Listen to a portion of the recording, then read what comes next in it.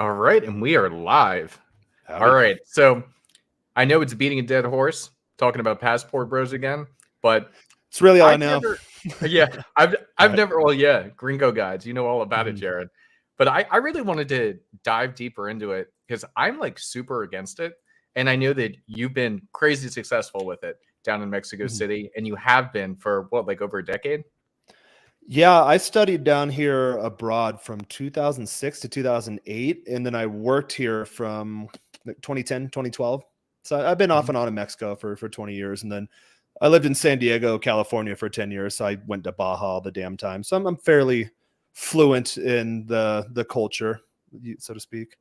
Yeah, makes sense. So before going to any questions and dive deeper into the topic, can you define for me what a passport bro is? Because I know there's like passport bros, expat, like there's multiple different ways you can phrase it, and you're more well versed than I am. So could you explain that? That's a good question because I hear a lot of different definitions. Guys, as you start filing into the live stream, feel free to opine there in the chat. But in my head, I'd consider myself more of an expat. So I have legal status. I have my own place. I have a life set up here, bank accounts, paperwork, contracts, all that kind of stuff. And again, the legal one is a big thing. So a lot of guys they come down on a tourist visa. They do their 6 month border runs until Mexican migration looks at their passport and realizes, oh, you're probably living here illegally. And then they give them 10 days instead of 180 days. And then that forces them to go through the residency process. So I'd say I'm more of an expat. And again, alluding back to my previous comment to where I had already lived here before. I went to college down here for a few years. I played baseball down here. I built networks and communities, and I tried to have a business down here for a couple of years. That actually went really well for me. It was me and a Canadian buddy at the time, but things got a little hairy security wise from 2008 to 2011. If anyone can remember back to then, I don't talk too much on those topics because there is a security risk when you actually live here in Mexico. They don't like you talking about those types of things, so I don't do it. So I would consider myself an expat to where I have the full intention of creating a life down here. My life is based down here. Mexico City is my home. It is my home base. To where before I came to Mexico City, I was actually working in El Salvador and I did some backpacking a bit. So I literally just had a duffel bag slung over my shoulder, little mobile workstation, some workout bands. This is still in COVID, so a lot of stuff was still closed. And then just bare minimum essentials for clothing, a little pocket type fan to blow in my face in some of these hot countries. But I didn't really establish roots anywhere. I was coming and going, crashing in Airbnbs, your shorter term corporate type apartments. And then after the El Salvador gig, I decided, okay, well, I'll try out Mexico City. So I came here, spent a week here, went back to the US, spent 2 weeks here, went back to the US, spent a month here, 3 months. And then after I spent 6 months here I was still on my tourist visa, I decided, you know what, I'm actually going to immigrate here and I'm gonna make a life here. So I would consider myself an expat as compared to a digital nomad, which is someone who, just works off a laptop. They can go wherever. In fact, I'm starting to get the bug to where, well, maybe I want to sell all my shit again and be a digital nomad for a while because I still want to see Asia and South America and seen most of Europe, not Eastern Europe, just barely touching the surface in the Middle East. So there's still a lot of world to see. And then passport bro, this is the one that has the most debate and where people get the most heated. So I had Michael Sartain on my show recently, and he defined passport bro more so, and I know this is controversial, more so as a cope. Guys that can't get laid in the U.S., they use the geo arbitrage.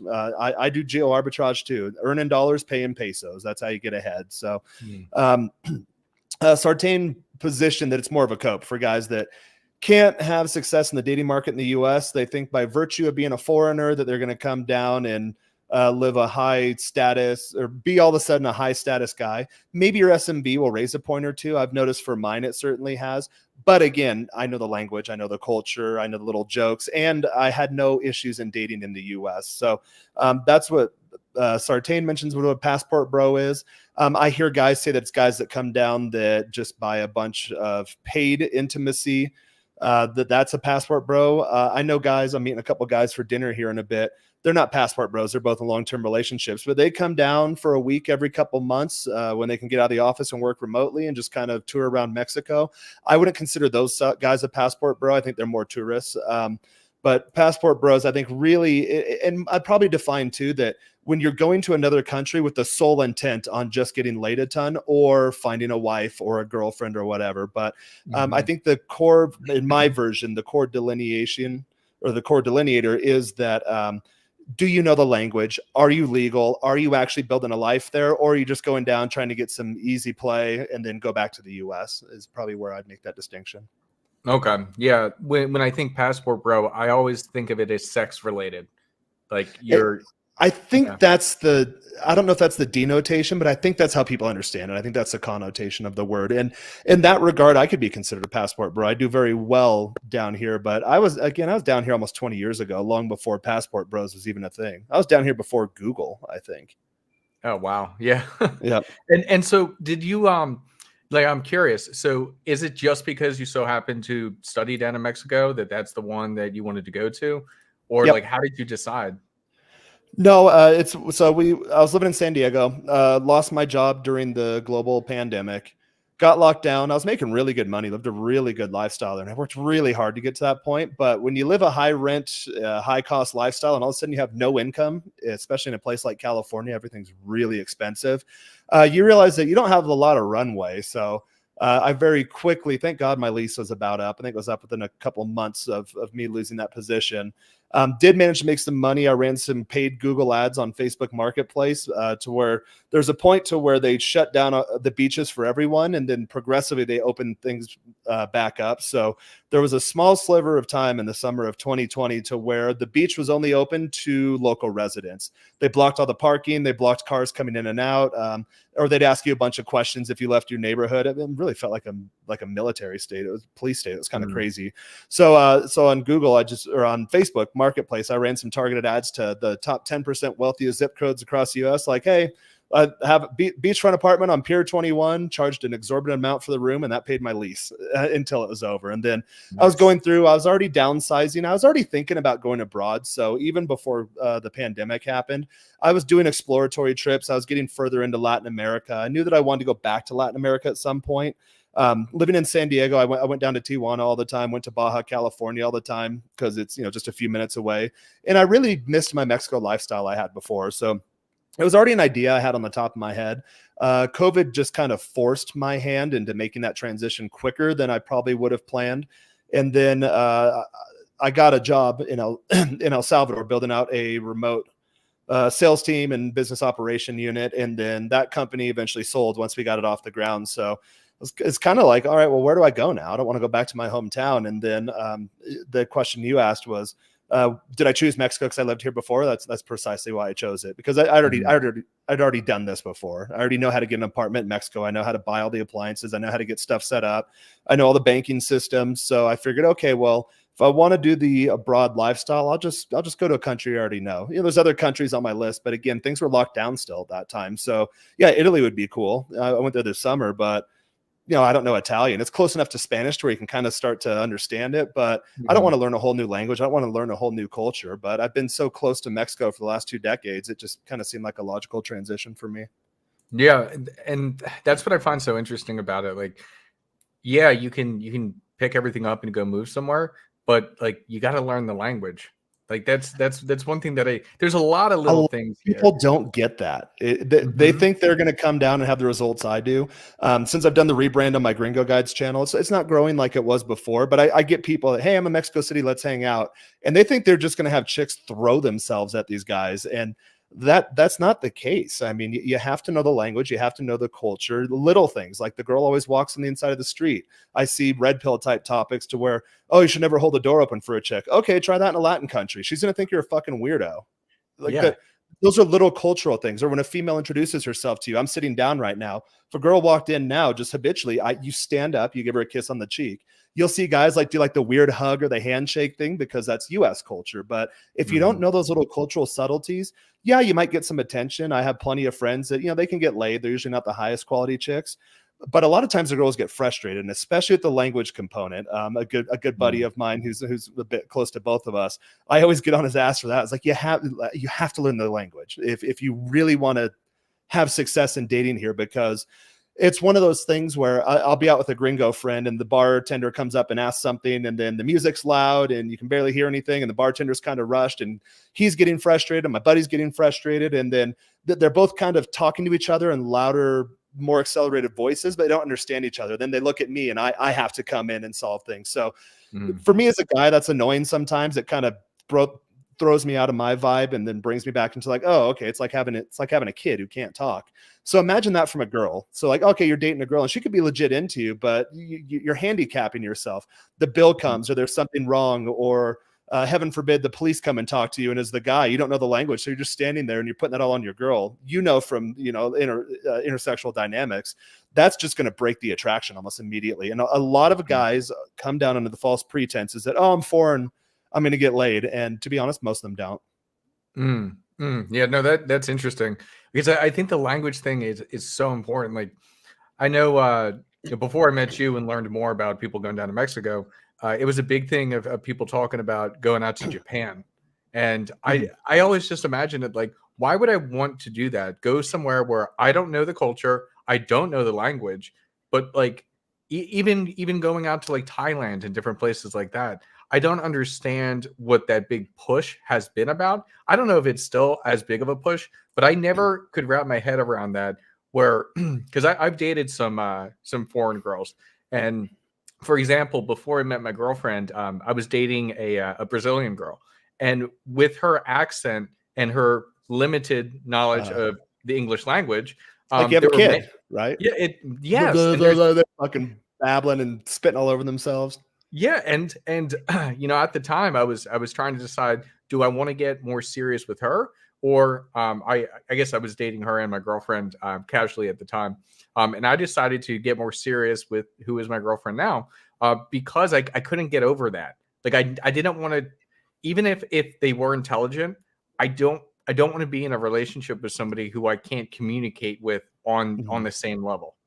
You know what I mean? Yep. I had I'm seeing a couple girls, but I had one over the other night, and she's really into me. So we had to the point to where like, okay, she's proven that she's into me. This is a thing too. So a lot of guys that come abroad, they think, okay, there will be girls into you, but there's a reason that girl's into you, especially if you can't communicate with her. Thailand's a good example. You get these overweight kind of dumpy guys, and this is what Sartain mentioned. Okay, guys that can't get laid in the US, guys that are fat, they go to Southeastern Asia, and then all of a sudden, oh, I have all these girls. You're like, yeah, these girls don't really like you. They see you as a mark. And normally these guys are paying for it. Or if they're not on the front end, the girl's going to play them, and then they're going to pay for it on the other end, especially if you're not game aware in the US. Because in other cultures, they don't have the whole FNS movement. They don't have the genders are equal or any of that stuff. Like, you need to be the fucking man. And if you don't know how to do that in your home country, which a lot of guys in the US don't, then that's going to turn off the local girls, but they'll see you just as a walking ATM or a walking wallet. So a lot of guys get into trouble, again, coming down on those false pretenses that, oh, I'm foreigner, I'm just going to have an easy time. And there's certain girls that will look for those guys because they're marks. You hear about it all the time in Colombia. I think I'm going to do a video here on my channel soon about the scopolamine epidemic. In my Latin America game circles, a lot of guys are staying away from Colombia. I mean, we had a conversation. What is that again? Scopolamine? It's essentially like a date grape type drug, but is that the truth serum drug? No, that's the one that just I mean, I've never been drugged before, so unless I did it myself, microdosing mushrooms or stuff like that. But no, that's the one. So basically the story is like a guy, unsuspecting gringo, goes to somewhere like Medellin, is a big one where it's happening a lot. Goes out, meets a girl. She seems really into him. And back in the day, what would happen in Colombia? You'd meet a girl. You go out to a normal bar, not a bar where prostitutes hang out or any of that. You'd meet a girl. You'd chat her up. And this is me speaking Spanish, by the way. You're having a good time. You dance, and you think it's just a normal hookup type situation, that you're gaming like you would a normal girl. And then you're like, okay, you go for the pull. And back in the day, they'd be like, oh, $100, or oh, well, how much do you have? You're like, well, what are you talking about? We've been vibing the entire night, and and you think it's a legitimate interaction. You're like, all right, yeah, I got this girl. So now what they're doing on that end, and it's happening in more countries too, to where they're fast tracking that, to where the girl's not going to put in 2 or 3 hours with you. She'll come up, be a bit coquettish with you, maybe invite you to a drink, or you don't watch your drink. So like when I'm out anywhere, even in the US, just always have your drink in your hand. You don't ever set it down. I take my drink to the bathroom with me, so I've never had any of those issues. That's just general awareness 101. So I mean, if this is happening to you guys, then you probably need some more travel experience first before you for intimacy in those regards, because again, you're just a mark. So what the story is like, guy goes out to a bar or whatever, orders a couple of drinks for a girl, and then all of a sudden wakes up the next morning back in his hotel room, wallet's gone, computer's gone, passport's gone. Eventually gets to an internet cafe, realizes that these guys are quite sophisticated. So usually the girls, they're working for like a group of guys or like a local gang.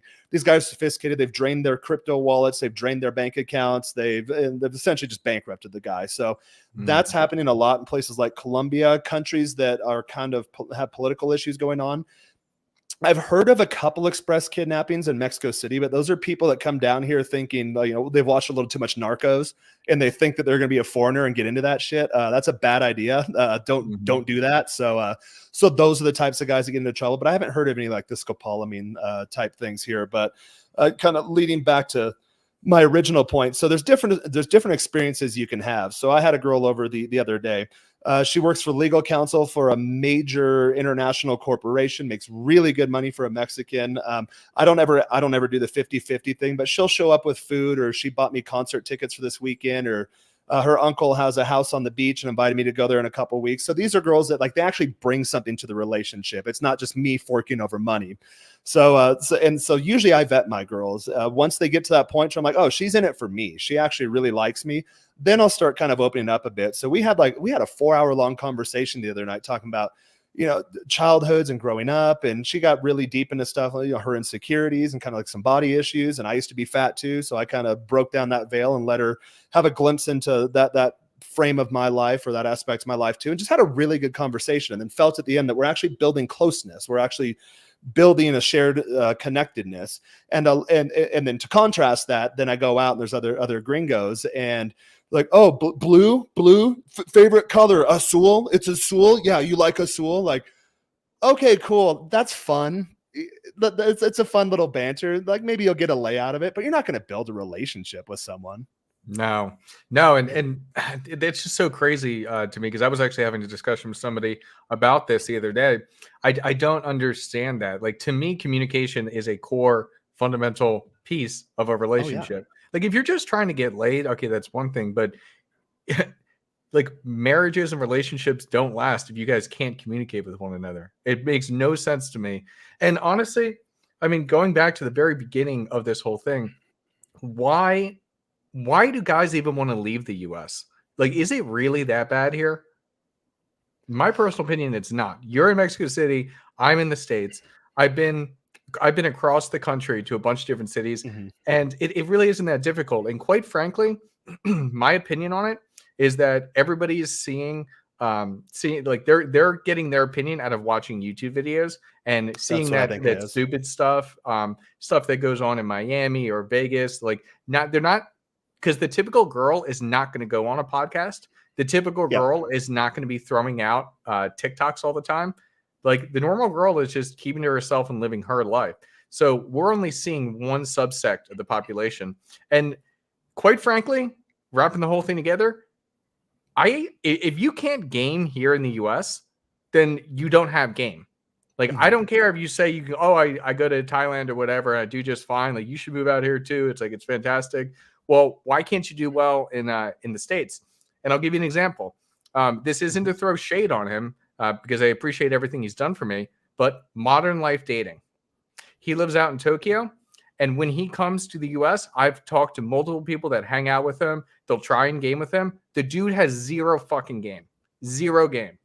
And for somebody who talks as like a game expert, well, maybe you're a game expert in Tokyo, but when you're in the States, all you do is complain about, the girls are fat, they're gross, they're not feminine, but you can't pull. So you just don't have game. So what are you talking about? And that's just really my opinion on a lot of people who push for the passport bro, or try and push people to go to other countries. Like, the Eastern woman, it's got to be better. I don't know. It doesn't. They're not selling me on it. I think it's better at first because you have that whole novelty factor. So if you look at when people go through culture shock, there's different phases, just like the stages of going through grief, because essentially you're breaking up with your former identity and creating a new one. So it is like going through the stages of grieving a death in the family, or a friend, or a close one, or a loved one. And So I think that initially, yeah, there's that novelty, like, oh, whoa, it's so different. Oh, the girls are hot. Like maybe local compared to local standards, she might not even be that hot. She could just be a 6 locally, but she looks different than what you're used to. They usually are a little more feminine. They are a little more fit. They are a little more pleasant to be around. But I'm in the same camp as you. I did well in the US. I didn't leave the US because of lack of game. I left the US because I'd lived a high rent lifestyle in California and I lost my job and they closed down our economy. So I was like, all right, I have some savings, I have some investments, I have some side sources of income. I need to pull this money out of the US market and then geo arbitrage to make sure, because at that time I didn't know how long California was going to be locked down. And I knew what my monthly expenses were. And I saw that bank accounts balance going down fast. So I decided, okay, I'll just go to Mexico because I lived there before. I'd lived here for 4 years before. I had a great time. Again, already have networks, already have connections, already know people, already had lived a life down here before. So it wasn't that hard of a transition for me. To where I didn't have that novelty factor, like, oh my God, I live in Mexico. It's like, oh, I'm just back in Mexico. You know, it's the same as if I went back to my hometown or went to another US state. So I never, I'm kind of more in your camp. I never really understood that either. And then this idea, I think it's important to address that. So you mentioned the MLD case. This happens to me sometimes too. And I noticed I did this in college because I spent a few years in college down here in Mexico. So I did really, really well down here, but I couldn't do as well in the US. And I actually just had a girl over earlier. They always ask me about fitness advice and like how to learn another language because I speak Spanish very well and I learned it very quickly. And when I speak to a local, they're like, oh my God, like how do you speak at that level? So I break down my methodology. And I watched a video the other day that essentially said that when you learn a new language, you're creating a second brain in your head. So when I was conversing with this girl, she's like, well, you speak it really well. She's like, you're not thinking in English right now, are you? She's like, and I said, no, I'm 100% Spanish now. She's like, well, when you came and got me downstairs, you were still thinking in English because you're a little rocky. It was kind of like you're like an old car, like just you got to kick it over, and then once it starts running, once you get it in gear, just then it's going. So it's one of those things. Like you do have two different brains, and you create two separate identities for yourself. So when I was in college, I was the man. I played baseball. I was about the same shape I am now at like 19 years old. I had a house off campus, a huge house in a private community with a bunch of foreigners that lived there. The other abroad students, you had to live with a host family. I had a horrible host family experience. And I told the school, I was like, hey, I'm down here on scholarship. I'm going to go somewhere else if you don't waive that host family provision. I want my own house. And then they made it happen in the school. It's hard. It's hard to rent places down here when you're a foreigner. They talk about discrimination in the U.S. Okay, go outside of the U.S. You will be discriminated against. Like, oh, you're an American. Yeah, we're not going to rent to you. Okay, cool. So those types of things. But what in my previous experience, I had the identity that like I was the man walking around campus. I walked with my head high, my shoulders back. Everyone knew who I was. I played sports for the university. I was well known and well liked across the campus. We had awesome house parties. We went to the best nightclubs and got invited and comped and all that stuff. So that was my identity in that particular point of time, in that geographical region. And, you know, I haven't been back to Guadalajara in years. If I went back there now, no one would probably even know who I am. That was almost 20 years ago. But at that point in my life, I'd go back to the US and then go just to a regular state school where I wasn't in a frat. I didn't play any sports. My brothers did all that stuff. So I go to their campuses, be like, oh yeah, you're so-and-so's brother. That was my identity. Oh, you're so-and-so's brother. He's pretty cool. So by proxy, if my brothers get chicks, then I'll meet other girls in the friend group and maybe something will happen. Whereas in Guadalajara, I was like, I'm the guy. So I think that's what probably happened in MLD's head. In Tokyo, like he's moved his entire life over there to where like I have my game down pat here. It is predictable. I know where they're at in the sequence. I know exactly what to do at any point in the interaction. Whereas I go to the US, I don't go to the US that often anymore. So things change very quickly and I need to play catch up. If I go to other countries, same thing. I spent some time in Europe and the Middle East this summer. It took me 2 or 3 days just to learn some of the little nuances. Guess what? In Israel, girls don't come straight to your house. They will meet you out for drinks after 2 or 3 drinks. You can usually do a poll. It has to be one of those kind of, oh, yeah, let's go get some ice cream. And then, oh, I got to run upstairs real quick to change a shirt. It's fucking hot here. Okay, yeah, I'll show you the apartment. You have to do kind of one of those things where in Mexico, they'll just come straight to the house. But for guys that aren't game aware, they don't know how to run those sequences. They have to do 3, 4, 5 dates, maybe still date for months. And again, they don't know the culture. So I think it's one of those things to where like I've been removed from the US for so long that I do much better in Mexico, but I still get laid when I go to the US. It's just a question of, do I want to? If I go to the US, usually I'm hanging out with my family. I want to see my nieces and nephews. I want to go visit my grandparents who are super old. So that's not on the top of my mind. It usually happens.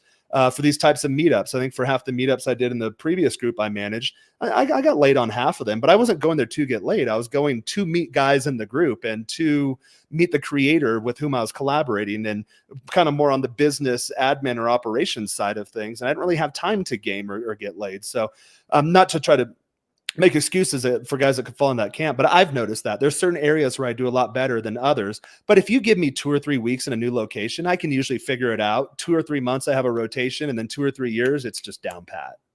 Yeah. Yeah, no, 100% with you. Because every area is different. Even if you just go to different cities, it can be very different. But yeah, give it a couple of weeks and you should be good to go. And I think that's one of the frustrations I have when they talk about passport bros and things like that. Like, as Contrarian was saying here, it's not about not doing well in the States, but it's about meeting more traditional, polite, and feminine women abroad. And I would 100% agree with that. It's much harder to find those types of women in the United States, but it doesn't mean that they can't be found. It's just, generally speaking, other countries are a lot better with it. And so that's why I feel like guys that if you don't have your game down, then that should not be a factor of you moving somewhere else. And I unfortunately I don't know if it's truly the case. I don't know a ton of people who have moved to other countries, but most of them that I do know, they moved for women. Like there's that whole group of people that do pickup in like Poland, and what do they have, like London day game or something? Yeah, the London day game model, I think, is what they use. Joel's coming on here soon. I know he can speak to that. He's spoken on that topic publicly before. Yeah, so I don't know exactly what the numbers are, but I hear it a lot that it's a lot about the women, and so I stick by the fact that if that's even a consideration, finding a girl or finding more girls, then I think your head's in the wrong place for it. But I mean, that's just my opinion. And if I'm being honest, there was an element of me. I did a 10-point checklist of things important to me. Women was one of those things, but I think, again, I did really well in Southern California. So I had found all these types of spaces, did the look maxing, got into the fitness thing, started upping my lifestyle. I started doing this like almost a decade ago. So I was already seeing a really good results in California. And California is a pretty tough market. I mean, there's a lot of good looking guys that drive Porsches and live in penthouses on the beach.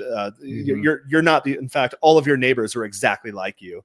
And so I still did fairly well, because I think game, like, as a skill set or as an internal operating process, you do have to get that down and internalize it and then come up with your own blueprint. And I learned all the lessons too in California. I used to do the multiple dates and do the expensive dinners and realized you didn't have to do that. Then I did the coffee dates and realized, guess what? You get them straight to the house. But I didn't escalate fast enough straight to the house. And I had 3 girls back to back that left at the hour mark. And I asked my roommate, who was, really good at game at that time. It's like, hey, what's going on? He's like, hey, these girls came over to hook up and you're not moving things forward. You're just fucking talking their ears off. So I learned all these things in the US, and then you come abroad. So yeah, I did really well in California, but when I went to El Salvador, I did a lot better, just by virtue of there wasn't a lot of foreigners there. And we'll get into this topic here in a second. I was like the only guy who looks like this and has the type of lifestyle that a lot of guys aspire to attain. So in El Salvador, I had no competition. They were literally just coming in and out of the house. I was not trying to game. I was actually down there trying to build a business with a buddy of mine from Florida. And we got distracted. I mean, we were just having a good time. We were invited. It's a very small country. So once you're in that intimate social circle, and there's a neighborhood there where we stayed, to where it's like a 2-kilometer radius.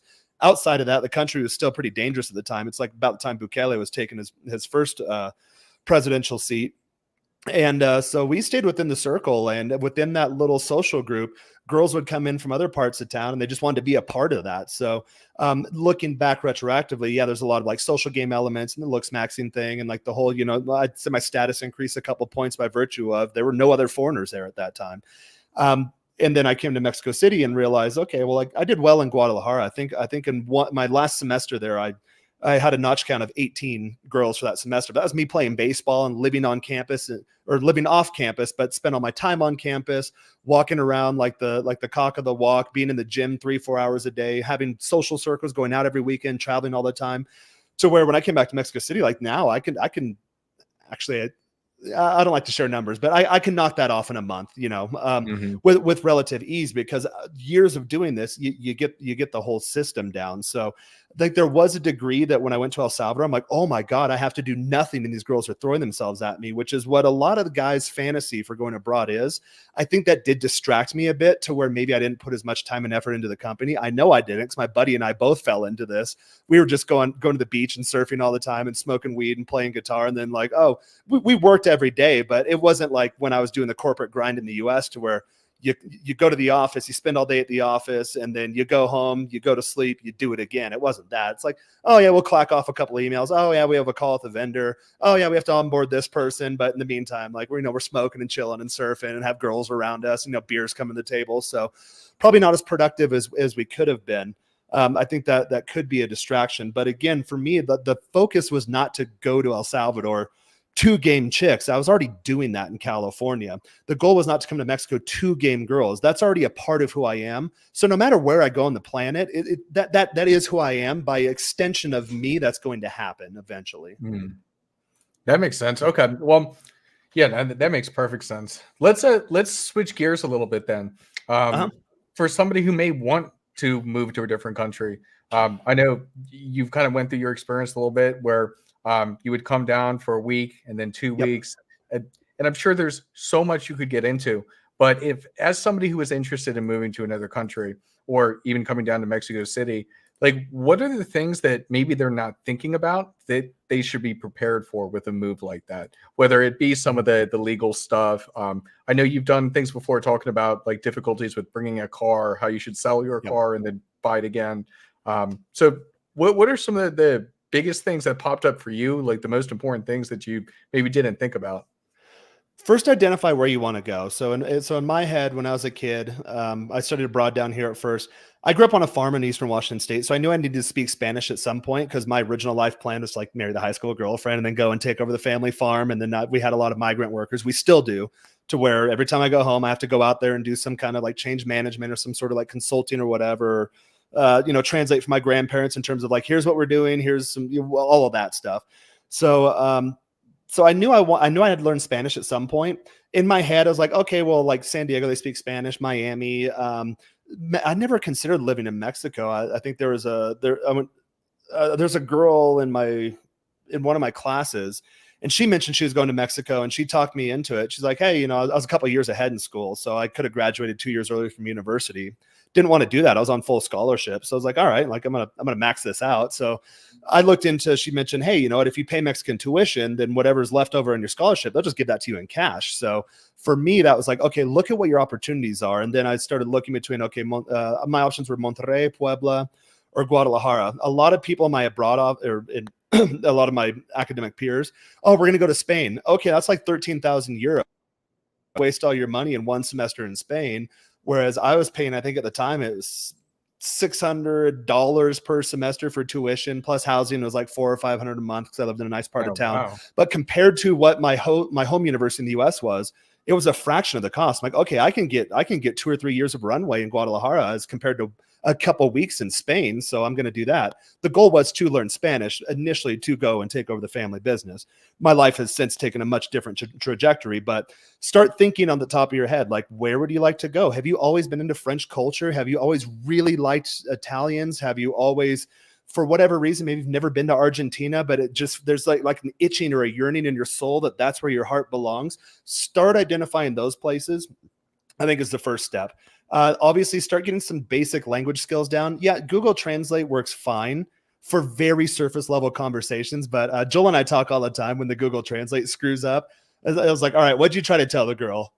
Okay. And then what did Google Translate say? And then me, since I have my Spanish brain developed, I look at it, I'm like, oh Lord, oh no. So do not rely on your translators. Start to learn the language, start to kind of get involved. Especially if you're in the US or Canada or any English speaking Western world country, or hell, any Western country, English speaking or not for that matter, there's immigrant communities from all over the world. So start hanging out in those communities. Do you like these people? Like, hey, I'm gonna go live in Ethiopia. Okay, go to your local Ethiopian restaurant. Are they assholes to you? Do you like it? Do you like how the food smells? Do you like how it tastes? Do you like how they dress? That's just an example. I don't ever single out any country, but if you're thinking at the top of your head, because guys do this all the time. They sell all their shit. They pack up the car. And then I had a coaching client do this a couple of years ago. He was going through a divorce in the US, got his license taken away for like 2 or 3 DUIs or something stupid like that, had some sort of like an ongoing criminal case. It's like, well, Jaren, I'm just going to pack my car and move to Mexico. I was like, do not do that. If you have legal issues in the US, resolve all of that, because you're going to complicate your life so much. And then didn't listen to me, booked a call with me. And then a week later, I get a call from a Mexican number, from a Mexican area code I didn't recognize. He was in Juarez, Mexico. He got arrested by Mexican immigration because he crossed into Mexico with a pending criminal trial in the US. Don't do that. Now, I know the US likes bringing in criminals, but other countries do not want the trash of your home country. So if you have legal issues, so little things like that, like, is everything tied up at home? Are you paying alimony? Are you going through an active divorce? Or is your company being investigated? Are you under sanctions by the SEC? Any of that stuff, whatever it is, make sure that everything is squared away at home. For me at home, like, all of my stuff goes to my home address. My mom's retired. She's my accountant. My brother's a lawyer. He does all my legal stuff, and it's pretty easy. And then they just send me messages and emails like, hey, this came in the mail. What do you want me to do with it? Oh, put it in this file. Oh, send it here. Sometimes I have to get stuff notarized. So there's a stack of papers. Whenever I go home, I just take it to the notary, sign it, they put it in the log, and that's good. So like, you have to start thinking that it's kind of like the whole immigrant story of how the US was founded. We're leaving England and we're not coming back. Like, we're going to go on this 3-month journey and we're going to wave goodbye to our family. And we're not going to see them again. In the digital world, obviously that's a lot easier. Like, I'm a direct flight away from California or, any major metro in the US. I grew up in a small town, so I have to take a commuter flight to get there, or 2 flights, but start squaring things away at home. And then as you're doing that simultaneously, that's when you start doing your exploratory trips. Hey, I've always been interested in Argentina. Okay, before you move to Argentina, like, Argentina is as far away from Mexico as Europe is from Mexico. It's actually further. I think it's like a 12, 13-hour flight from here, from Cancun to Brussels. I think I did it in 7.5, 8 hours. So Argentina, although they speak Spanish, they don't speak the same Spanish as Mexico. It's a very diverse language. In fact, when I hear Chilean or Argentinian accents, sometimes my ears like, what? Is that Italian? Like, I can understand Italian better than Chilean Spanish. So you have to go put yourself out there, go through these experiences, tie everything up at home. That's the first thing. And then that's where I say, okay, take a trip down there. And then the first time around, stay for a week. You're going to do all the touristy stuff, take the open bus tour and go out to the clubs and hit all the touristy spots and upload all the stories to Instagram. You're going to have that tourist experience, because if you have a tourist experience and you think the place sucks, then scratch it off your list. Now, when you go back, and that's why I progressively spent more and more time, like, okay, I'm going to stay in not a nice neighborhood for a couple of weeks. I'm going to see, what's a middle-class neighborhood look like? What does it feel like living here? Is it dangerous at night? Are the streets well lit? You don't realize until you live somewhere, there's things that might be just non-starters for you. And you don't want to be stuck in a situation to where you can't get out, to where you've burned the ships, or you've burned all your bridges, or you have, like I mentioned earlier, legal stuff back home or financial issues back home, to where, okay, if I go back to the US, I'm gonna get arrested at the first port of entry. And I've heard these stories before. A lot of guys think that I'm just gonna escape in this magical new lifestyle where I'm gonna be king alpha and hot women are gonna throw themselves at me, and I'm gonna have the harem of traditional women and have all these kids. Like, no, you gotta build up to that point. And still a lot of work. It's probably as much, if not more work, than in your home country. So come down here, do the exploratory trip, start learning the language, and then kind of ease into it. The more you're tying up loose ends at home, the more you can start building new networks here. And again, going back to our first question, for me, that's like the expat model, to where you're building a life in the new country. Now, if you just want to go down and get laid, okay, well, yeah, keep your apartment in the Bronx or Queens or Brooklyn or whatever. Yeah, you have 2 weeks mandatory PTO, or a lot of these companies like unlimited PTO, and then we force you to take 2 or 3 weeks. Okay, take a week and come down to Mexico City. Hit me up, guys, at Jaren Scott. I'll take you out. We'll have a good time. I'll introduce you to my social circle. But if you're not interested in learning Spanish, if you're not interested in actually living as a Mexican in Mexico with Mexican legal status, then stay at home and just come down every now and then and have a good time. That's what I did. That's what I did. But when I was still in San Diego, any long weekend, I'd go down to Baja if I had.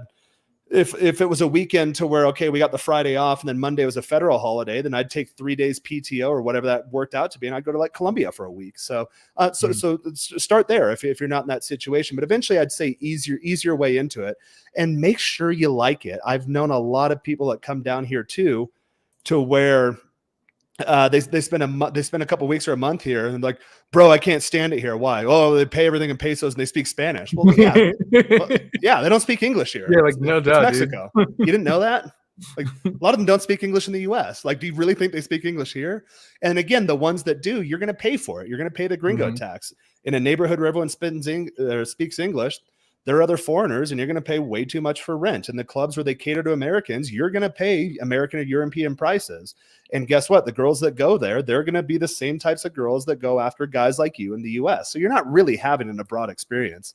I love it when Mhm. guys tell me like, oh yeah, oh I'm gonna go to Cancun. I was like, well, why? Like just go to Florida. It's the same thing. It looks Yeah. exactly the same. Everyone speaks English. You pay the same prices. And in Florida, the cops don't try to shake you down for pissing in public or throwing beer bottles in the street. Yeah. They don't like it, but here you're going to get yourself in some trouble. So I've never understood that. I'm going to leave my country to have the exact same experience in my home country. No, Yeah. you have to start to not kill that self, but develop that second brain, develop that second identity, and then start to, the Spanish word popped in my head, alejarse, like remove yourself from that and then start to step into your new life, your new persona, your new identity and your new language. And that takes some time. That's a process, but that's Mhm. the way I would recommend going about it. If you want to do it for the long haul, if you just want to go get some easy puss, like guess what? You can do that in the US. Go to South Padre Island in Texas, go to Panama City Beach in Florida, go, if you're in Southern California, go to Rosarito for spring break. Okay. Yeah. You're going to get some easy lays. I wouldn't recommend Medellin anymore, because if you don't have a broad experience and you go to those places, you're going to get drugged and robbed. There's a high likelihood. And I know I'll get Mhm. blown up in the comments for this. On Sartain's show I did too, but I see it happen more often than not. But myself and I, and my inner circle of guys, doesn't happen to us. Gotcha. Gotcha. Well, that's great advice. Thanks for Yeah. diving so deep into it. I think there really is. There's a delineation that needs to be made between, yeah, if you want to go for the girls or whatever else, then you just go on a trip. But if you're Mhm. serious about it, this is like a 2-3 year long process of you preparing and then making that move to the new life. And Um, that's to anywhere for guys. Oh, I'm going to go to mhm. Thailand. Do you speak Thai? Like, I've never been to Thailand, but I know that going to Thailand, looking the way I do and the profile I have, that I'm going to attract a certain type of people. Initially, I attract that certain type of people here too, until I open my mouth like, oh, dude, you like what? You speak Spanish? And not only do I speak Spanish, I think like these people. So I'll say things in Mhm. English. People are like, oh my God, I can't believe you believe that. Like down here, it's a classist and a racist society. So sometimes things will slip out from my Spanish brain in English. Be like, oh, dude, what the hell? You can't, we have thought crimes in the US. You can't think that in the English world. But for me, like, sorry, I've been in my Mexican brain all day. And like, that's just how we view reality. Guess what, bro? You're black. You're not fucking African American. Okay. What country in Africa are you from? But in Spanish, you're just negro. Oh, you're fat. You're gordito. Like, there's no PC down here. So Yeah. it's like, if you got offended me just saying something like that, or I say things, they taught it in universities down here. The problem with Mexico is that there's a class system, and the Spanish never successfully conquered the natives. In the US, I know it's a terrible history. We put them on reservations. We essentially genocided them. In Mexico, they tried to enslave them, and then they had the revolution. So you take the European mindset away, and then like, okay, yeah, have fun trying to create your own society after we conquered yours. And they didn't do it all the way. So it's still a Mm. fractured and stratified society. That is what is taught in schools down here. When I said it in the US, people are like, oh, you're racist. Like, okay, guess what? Don't go outside the US if they use the term open-minded. If you're not open-minded, guess what? If people look at me differently, I've got a lot of black buddies. Joel's going to come on here in a second. He's Asian. People treat you differently based on your race, based on your class, based on the way you speak the language. Even within Spanish, they are more racist amongst themselves than they are with foreigners. But the way you speak Spanish, if you're thinking you're going to speak like ghetto cholo Spanish from the LA, I was on Rich's podcast a few months ago, and some guys like, oh, how do you say side piece? I'm like, oh, it's amante.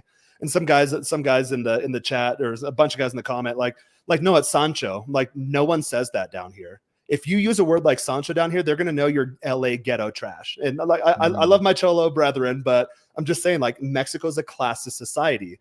And even if you are Hispanic American, but you don't know the class structure here, you're going to have a bad time. And again, if you're offended, if your little fingers are fucking warming up on the keyboard, you're going to leave a heated comment to me. Don't go abroad, because you're not ready for it, and you're going to have a bad time. Mm. So I assume it's the same thing if I go to like Thailand or Japan.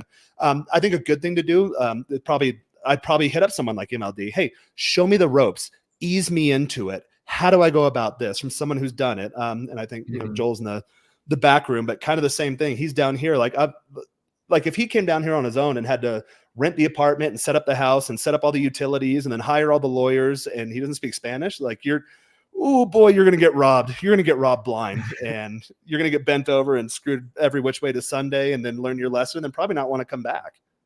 Well, that actually leads me to an Good interesting segue. question. Yeah, that I do have a question for Joel. Mhm. So first off, hey brother, how you doing? I You think you kinda might cut- still be mute. Yeah, Yeah, it cut out for a second you're and cutting. you're muted. Nice. All right. What's up? What's All up? right, cool. There you go. So speaking of moving to a different country and definitely getting some help beforehand, didn't you recently move to Poland? Yeah, that's it. I did. You were in Poland for a while, and I'm curious. Like, did you have somebody who walked you? Like, did you meet somebody there, or did you have somebody who walked you through how that was going to go? Like, tell us a little bit about that. Yeah, so I was tuning into your guys' convo. Really good stuff. You guys are diving into a lot of different important aspects, I think.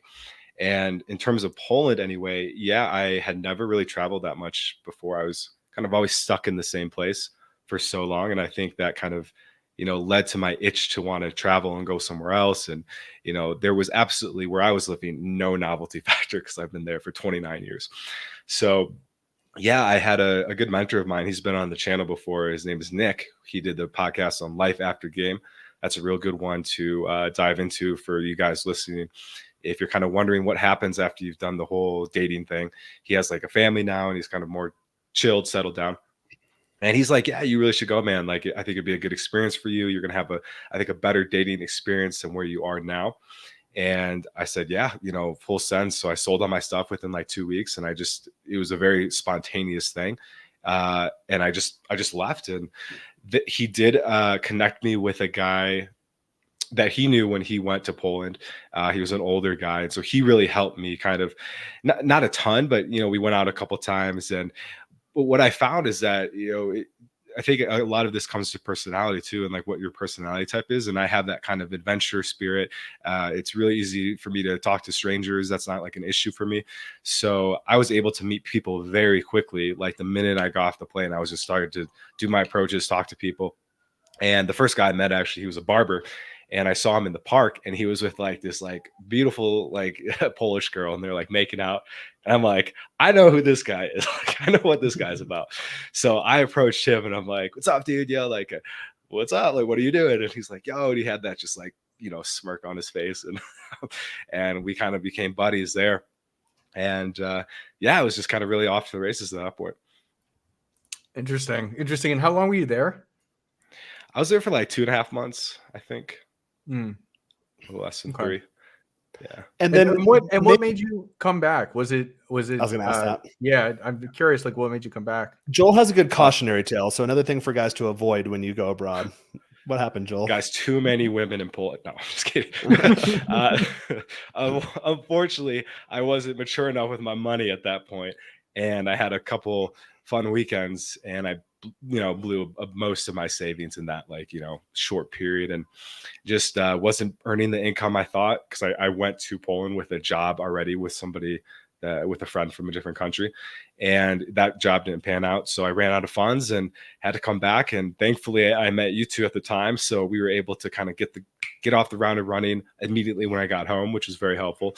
And like, yeah, guys, like, traveling abroad, you got to be wise with your money too, because even though it's a different country and the fees can be less, and the cost of living, that can kind of do something psychologically where it's like, okay, well, now I can spend like I'm a millionaire in the US because, things are, 30 cents lower in wherever country I'm at. And I even had to learn that lesson a little bit when I came to Mexico. I started, kind of spending like I was on vacation, and very quickly I went through a couple grand, and I'm like, oh shit, hold on. Like, fuck, this ain't happening again. So that's kind of why I came back to the US. Mm-hmm. Yeah, that is definitely huge. And Joel, you'll notice, like, you've been here for a couple months now. Like, I think at first there's the novelty factor, but now you're situated here. Most of your days aren't that exciting. You wake up, you have your routine. You wake up, you work, you go to the gym, you eat throughout the day. I mean, you're not eating out all the time anymore. No more Uber Eats. You're cooking your own meals and stuff. So really, like, so a lot of times, guys, I think they like to glamorize the lifestyle, but most of my days look exactly the same as they do in the US, and that was something I went through too. My condo I'm in right now is almost exactly the same as my condo in California. The couch, not that good of quality. I had a nice Italian couch in California. This was a locally made one, and it's terrible. But all the electronics are the same, stereo, literally like almost the same model of everything I had in my California apartment. Sold it all, converted to cash, came here, bought it all again. And but my day-to-day is like my routine's exactly the same as it was in the US. And then I work in English most of the days, and someone knocks on the door, tuk, tuk, tuk, and then all of a sudden, like, oh, Spanish brain, let's go on. But like Joel, I've kind of noticed that with you too. Like you've kind of calmed down. You're just kind of in the routine now. It's just you live here. Yep. Yeah, absolutely.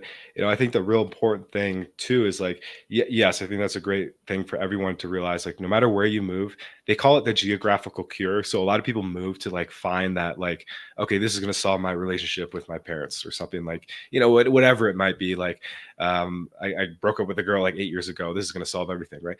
It's not, it's a temporary Band-Aid for a permanent, no, it's a permanent, whatever it is, for a solution that needs to be fixed internally.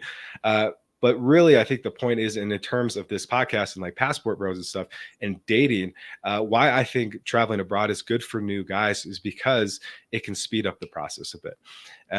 I think I had a lot more growth coming to these different countries than I would have had in the US.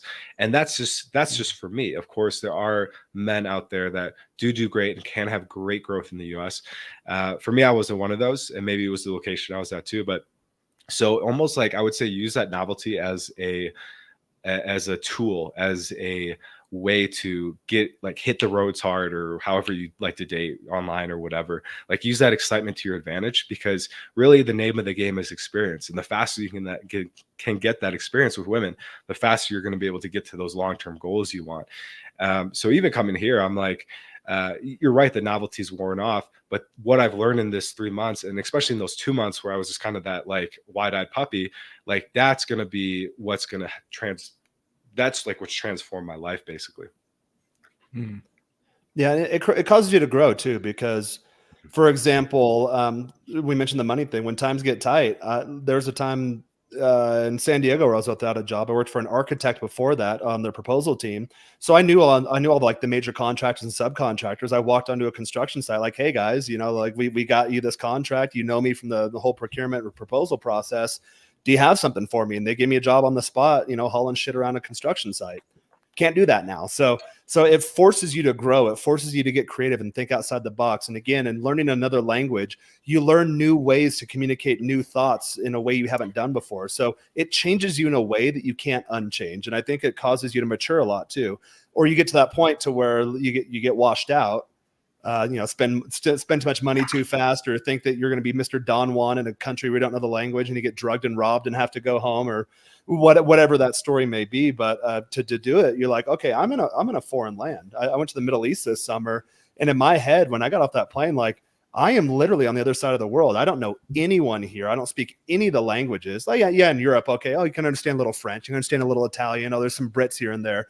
No, when you go to the Middle East, like I'm the only American guy anywhere around, and there's no one that has my back. In fact, half these people hate what I represent. So it causes you to grow as a person, and you can't undo those changes. So I think, Joel, that's a good point. I haven't thought about that in years, to where it is a good growth process. But again, make sure you do it right, because you want to have a good time. And I think that's where a lot of other content creators go wrong. Like, oh yeah, just get a second passport, move abroad, and then you're going to be like, you're going to be swimming in puss. Like, no, it's not how it happens. Usually those guys they come down, they get really drunk. They live really miserable lifestyles. They have unresolved trauma that Joel mentioned, and they have cheap access to cheap thrills, and then they burn out. They burn out really quick. Yeah, that's a great point. Because we are coming up close to the hour, I want to make sure that we hit some of the other questions that we had in here. Yeah, I want to get some of those comments.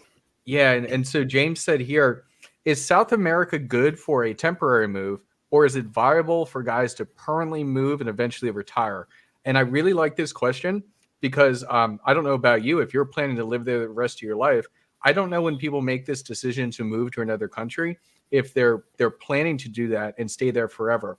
And, on top of this question, do you need to have a remote job to be able to move to another country? Or how do you navigate that? Like if I were to move down tomorrow to Mexico City, how do I even navigate establishing myself to stay there long term? It helps. It helps having a remote work because you can work in your bed. And for me, I don't speak Spanish, like barely at all. So I probably couldn't get a job here. It would be very hard. I'd have to look really hard and Yep. it would take You don't have months. the legal So, status either, and like right. you could get a job as like a bar back at a resort or something, but Mexican immigration doesn't look favorably upon that. Again, most countries Yeah, I outside of don't the want U.S. to. actually have immigration laws that they enforce. So the idea is you don't want to take a local's job. So I get a lot of shit on. I do TikToks in Spanish down here, and I get a lot of stuff. Oh, you're not paying taxes, you're not doing whatever. It's like I'm bringing a shit ton of money into your economy, and I'm creating jobs. I employ a handful of people, in various degrees. When I go out, I spend money. We're bringing money into the economy. There's a reason the peso is so strong against the dollar right now. It's because of the millions of Americans bringing offline our dollars in their economy. So in that regard, yeah, the digital nomad thing or just working from your computer, I think that's definitely great. I get people all the time. They'll ask me, "Oh, I'm going to go down there and teach English." Like, okay, you're going to make a Mexican wage and think you're going to live U.S. standards? Like, no. You're going to live like low Mexican class standards and different levels of poverty in different countries. Like the U.S. is getting pretty bad. In fact, the U.S. looks worse in a lot of places than anywhere I've been in Latin America. It's starting to turn into a third world country. But I'd rather be poor in my own country than poor in another country. So obviously, if you're younger, like around our age, you're going to want like some kind of remote income, or you're going to want a nice runway, some sort of passive income if you can live off investments.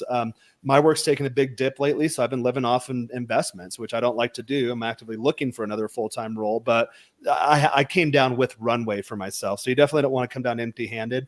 Now, you mentioned for eventually retired. That's a whole different category. So this is a very loaded question. I'll try not to spend too long I wanted to unpack it. touch on this a little bit, Jaren, too. Yeah, go for it. I think what first came up when I heard this was the name of the game is for me is to get experience. So like what we would probably first ask you, James, is like, have you been to South America before? Have you been to other countries? Because when you can really kind of, I think becoming that international man of mystery, if that's the route you take, is probably the move. Because I still have a lot of travel to do. Like I'm planning to go to Russia eventually once all that stops, and then Ukraine as well. I want to experience some dating over there. I want to go to more of the Western countries as well. So I want to go back to the US for a while, do like an American tour, get to travel all around the US, the places that I didn't get to go to as a kid because I pretty much was stuck in Wisconsin. Go to Canada, travel the world basically. And then by the time I've done all that, I think I'll have a better idea of, okay, where do I really want to stay? Because if I would have just said, okay, Poland's the first place I've ever traveled outside the US, I'm living here forever. I don't think that would have been a wise decision. Even it's like marrying the moment first girl who felt- touches your pee-pee. It's the same There thing. it is. Same exact thing.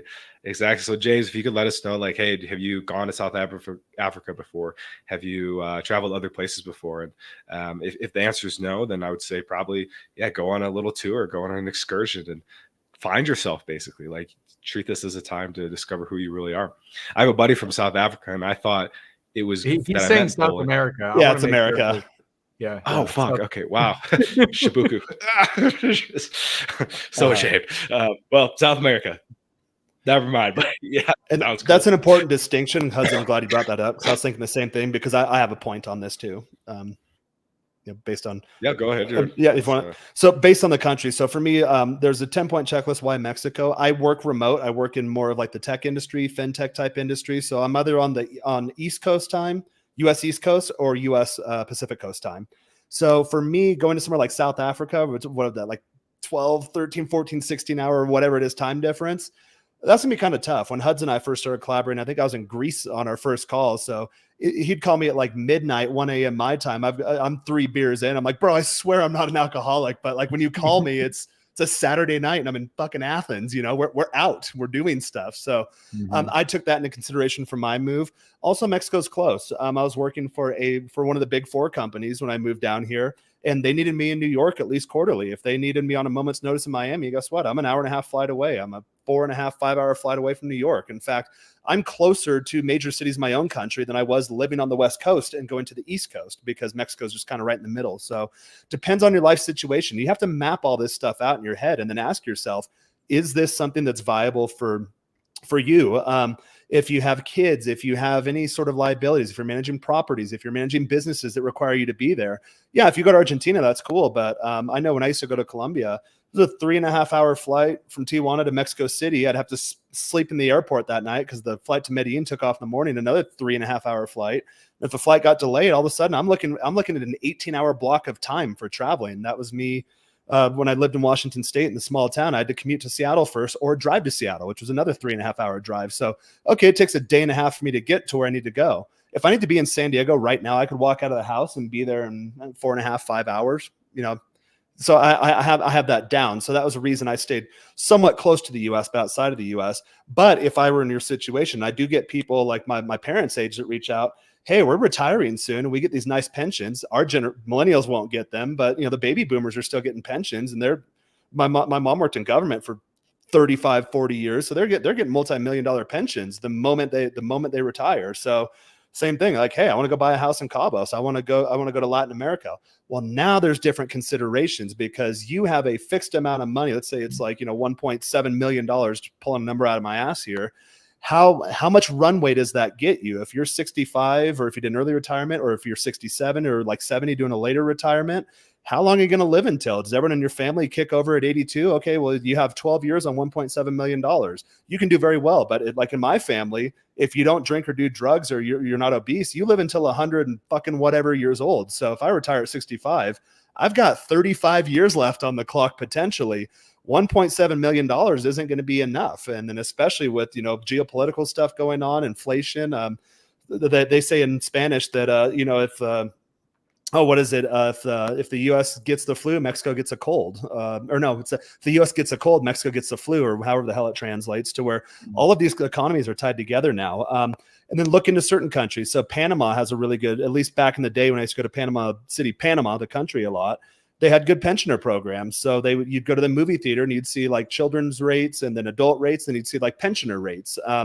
Medical care is a big one too. If you're like terminally ill or have any like pre-existing conditions and you have to plan out, there's a good chance you'll go medically bankrupt in the US. So look at countries to where can you take advantage of the medical system? Mexico has a hybrid system. They have IMSS. Everyone jokes about it, but guess what? The same private doctors I go to also work at the socialized medical systems. Yeah, wait times are crazy and maybe the technology isn't as good, but down here, like I have a remote job. I never sign up for health benefits because my copays in the US are ridiculous compared to what it costs down here. It's cheaper for me just paying cash down here and then get everything I need. So really you have to look at where your life currently is, what things in the past might be holding you back. Do you have kids? Do you have kids in college? Do you have aging relatives? Do you have businesses that require you to be there? Where are you right now? How can you feasibly start to make this transition? And then where do you see yourself in the future? So again, it's not a one size fits all answer, but if you're looking at potential retirement, James, I think I have an idea of who you are. So you're closer than I am, but you're still a ways off. You need to start making these decisions now and then mapping out your life years down the line. Like, what is the last day of my life going to look like? Are you going to die in Panama, or do you want to go home and get buried on the family plot? All of these things you have to start to map out, because the further you pull away from your host country, the less and less chance there is of you going back. And if you do go back, it's because you didn't plan correctly. And it's going to be it's going to be a real rude awakening. Let's just say that it's going to be a sobering event. It's not how I'd want this experience to end for anyone. I like that. I really have to say that the best advice that I've at least gotten myself from this conversation that I'm hearing you say, Jaren, is take it slow and plan everything out. Yep. And it sounds simple, but there's so many intricacies that you don't think about until that situation arises. So, Huds, I'm running into situations like that too on this job search. In 2021, I literally put out a couple resumes on a Monday. Friday, I had 2 full-time offers making multiple 6 figures. And now I've talked to you offline. It's been months now, but the whole remote first thing, a lot of companies are going back to a hybrid model. A lot of companies want you in the office or for remote workers. Never had a problem in my entire career, actually working in Mexico. Even when I lived in California, I'd come to Latin America all the time. Never had a problem, but you're getting people now. We physically need you in the US. Why? Send it to my US bank account. Or you get employers, oh, well, you're living in Mexico, we'll pay you a Mexican wage. Well, luckily I have a US education and I speak English at a US level, and you will get US performance out of me. If you want to do cut rate, hire someone on Fiverr in India and tell me how good that quality of work is. Again, no offense against that stuff, but anyone who's outsourced people before, you pay a premium penny for people that have the English or the Western world brain. So yeah, you're getting employers, and the economy's fucked up back home too. So you're getting pushback to where a couple of years ago, when economic conditions were more favorable for the remote worker, it was like, oh yeah, I'll put out my resume, boom, multiple offers in a couple of days. So in my situation, that's a factor. James, in your situation, that might be a factor for you. Or same thing. Oh, if I have a 401k, okay, well, you're in Canada, it sounds like. Are you going to have a commie government just evaporate your 401k? It's happened before. You're going to be abroad, and then all of a sudden you don't have any money that you can access. They're going to freeze your accounts. Guess what? They froze the truckers' accounts. Be careful what you say on the fucking internet, because you don't want to be in Uruguay and then all of a sudden accounts frozen. What are you going to do? All right, that's a great point. It's my tangent. Yeah, that's a great point. Well, I think these are things that go through my head being in this situation. Yeah. Like, okay, what's going on globally? What can happen? What's going on from a macroeconomic level? And you have to take these into consideration, because if there's a military coup in the U.S., which we look like a banana republic now, and all of a sudden they close my bank account because I said a mean thing on the internet, like, I'm fucked. But I'm not, because I think about these things. I've got a stockpile of cash in strategic locations around the city and with certain people and whatever, to where I can get out. Or I've had this conversation with my family. Let's say the U.S. erupts in a civil war, and then Mexico gets a radical president. They say, gringos, get the fuck out of here. We don't want you here. Where am I going next? I have other countries on the docket. I've made those connections to where, like, and my family and I, we talk about these things because, I'm not going to dive into family history, but they've generationally, they've gone through these experiences before. So yeah, it's a good point. You're planning. Do your thinking. Do the planning. All right. Well, I think that's a good place to stop. This was a great discussion. Thank you both for hopping on. We could talk all day, and I think we should definitely dive deeper into some of the stuff, the details that people don't think about. Like, even right now, I'm super interested to like learn how you do retire in other countries, and like now I want to look up all these different types of laws. Do your research here too. Nomad Capitalist is great. He goes way more in depth than I do. I'm pretty well versed on Mexico, but he has 5-6 passports, and he does like country by country profiles and things like that. I'm just really scratching the surface as it pertains, because I do more like the dating, lifestyle, fitness, and then Mexico type topics. Eventually I want to get to that point, but Nomad Capitalist, he's a fantastic resource. Awesome. Well, guys, until next time, enjoy the rest of your day. Peace out. Yep. Deuces.